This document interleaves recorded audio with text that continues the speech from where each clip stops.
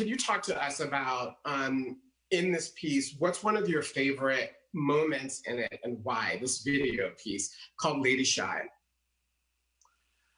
One of my absolute favorite moments in it, literally, well, first of all, let's talk about the fact that I couldn't watch it without crying for like the first week I released it. Let's just start there because the emotion is just so strong. I'm very sensitive about my look in the public eye and gaze. So for me, it was so crucial that I was projecting me in a way I actually saw myself. But I will say my favorite part of the film is just the little piece of sass, moments in which I put back my dress to get myself together. And definitely it was a moment where I put a clip in my hair to let you know she's a lady.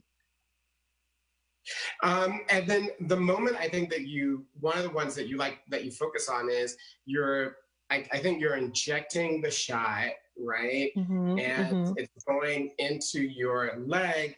And then after you do so, there's this moment of satisfaction after pulling down your dress and you're looking kind of at the audience with this sense of fulfillment.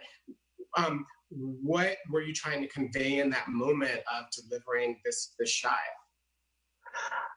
That it wasn't in vain. That it wasn't in vain.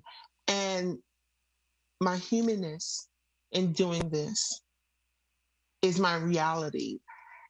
And this, I wanted to convey choice. I wanted to convey purpose. I wanted to convey Black woman, queen, any other word you can think of that just represents me in that moment. And I'm wondering what after someone watches this video short, 𝗀𝗀𝗀𝗀, which they can find in our feed, it's also on YouTube, very easy to find.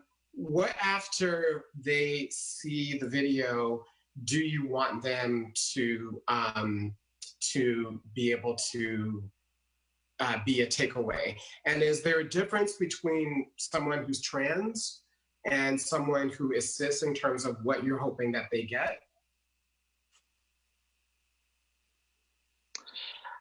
I want people to take away silence. I want my film to leave you alone for just a second with your own thoughts, with your own bias, with your own experiences. And I want my film to convey a mood of calmness and reflection. I think for the cis community, I do not create content for the cis community because they have enough. I create content for the trans community, the gender nonconforming community, the non-binary community, because that's just my place here. Also the Black community, excuse me. So for cis people, I want you to feel generous after watching my video. I want you to feel very, okay, come on. I want you to feel very open to donating to trans-led organizations, to people like Miss Mojo, because that stuff's not cheap to just live our honest life.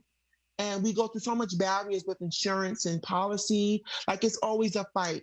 You know, as far as my trans community or anyone who falls under the umbrella of trans, I want them to feel hope.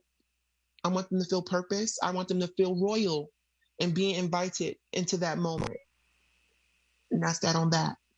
Well, thank you so much for creating it. Thank you so much for joining us. I think that it is stunningly beautiful. An audience member, Cora Webb, also said the same thing. People are apparently in our timeline saying that it is beautiful. As I told you personally, you should be very proud of it.